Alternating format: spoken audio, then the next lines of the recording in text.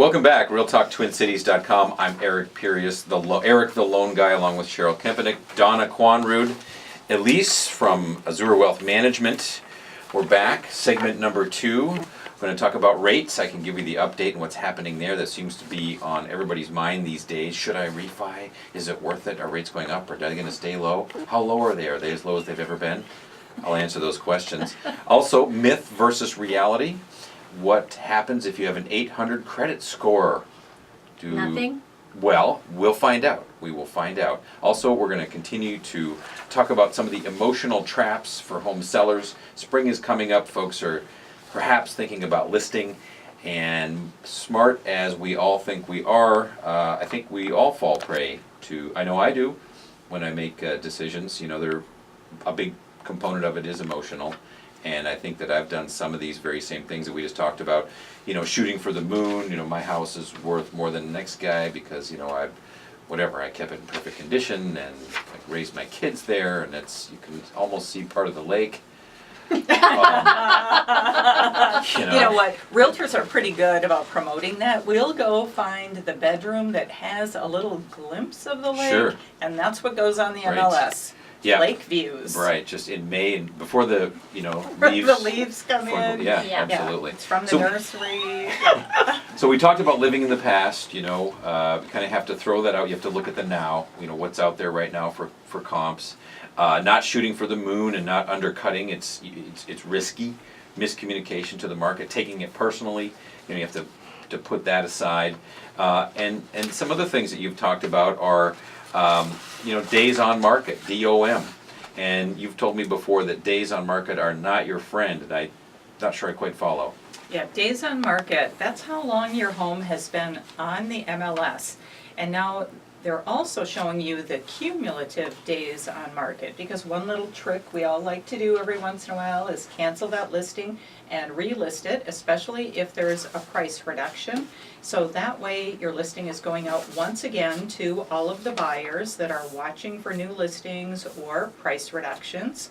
So we do that, but the MLS is now showing those cumulative days on market, and they're also showing how long the new price has been on the market. Yes. So you can really get all of that information, and the longer it's on the market, typically the lower the price will be. And so that's I've seen that. So what happens then? I mean, what happens in the buyer or seller's mind, or what happens in your mind as an agent when your seller says, "Hey, I found this place on somebody else's website. Let's go look at it." Well, And- the first and, thing is, you know, all it's- of the listings are on all of the websites, okay? Because Right. of broker reciprocity. So the one thing to keep in mind, when you're working with an agent, that we can show you anything. We have access to every broker's listings. But as an agent, when I'm going through and I'm looking at showings, I'm thinking, oh geez, this one's only been on the market for 3 days. We gotta hurry up, we gotta get in there. If it's something that you like, we need to write right now, tie that thing up, so we're not in multiple offers. If it's been on the market for 100 days, the first thing you're going is, what's wrong with it? That's right. And then you start wondering, did they do any price reductions? If they didn't, you're thinking they can't. Right. And what if they, you know, take it off the market and put it back on, whether it's for more or for what happens? You know, what happens then? I mean, what does that say to you as an agent? Like, these guys are. You know what, that doesn't really have a whole lot of impact Okay. for me, because I'm really looking beyond that. I know why people do it, because I've done it myself, and it does work. I can't tell you how many times I've canceled and relisted a property, and somebody will go, oh, you've got this, agents will say, you've got this new listing, and I'm thinking, are you kidding me? Right. You know, you didn't figure this out, Right. but it does, you know, it does work sometimes, so I kind of like it. What about the price reduction paralysis? What are you getting at there with that one? Donna, you want to answer that? You know, if a seller's made a pricing mistake, they have to be in tune and listening to what the agent is telling them that the market is saying. And if we have priced the property incorrectly, we need to move very quickly to make sure that we're remedying that so that we're getting that property in front of the right buyers. Gotcha. Right, and when you talk about pricing it correctly, what we do is we look at a lot of data to help you come up with a price.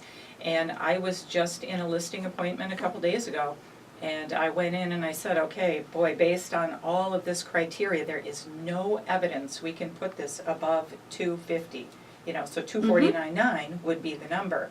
And they're looking at me going, but we need 265 in order to move on and do what it is we want to do. Okay, so my response is, you're the seller, it's your home, you're the boss. It's my job to get buyers in here, and I will do everything I can to help you get as much as possible. However, it has to appraise. Right. So if it's a cash buyer coming in, that's great.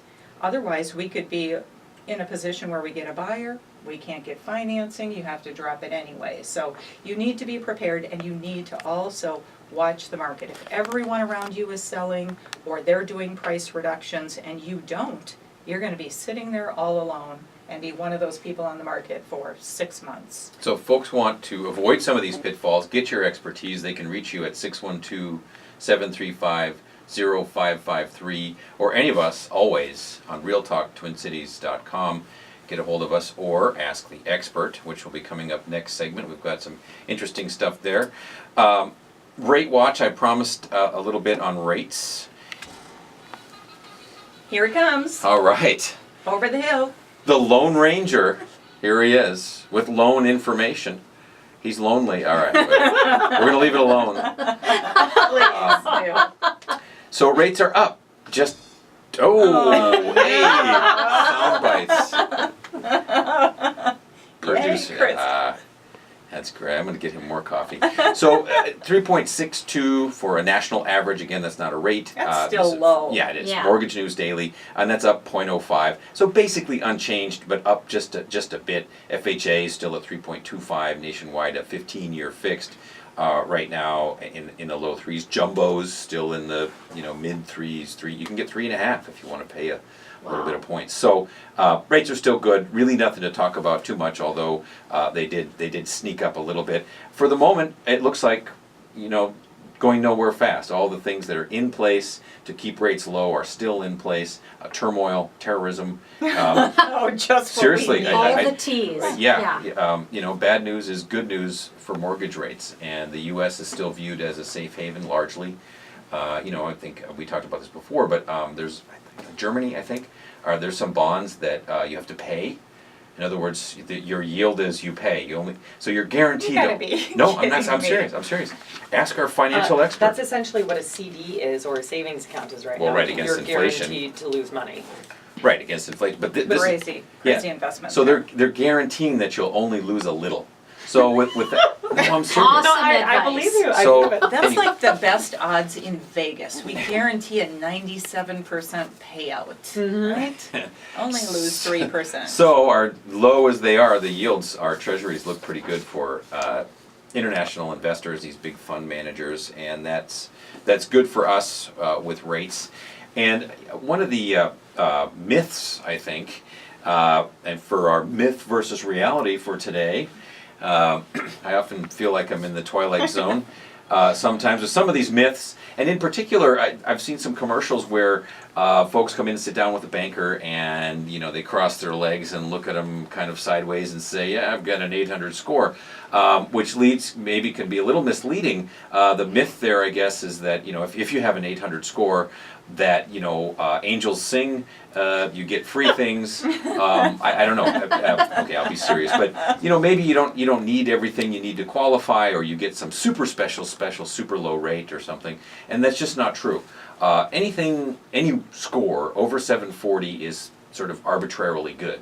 In other words, the best rates are available and quoted at a 740 plus. There are some instances on second mortgages where, if you have a 760, you can get a little bit lower rate. So there are some, but basically speaking, if you have a 740, you're in, and that's the best.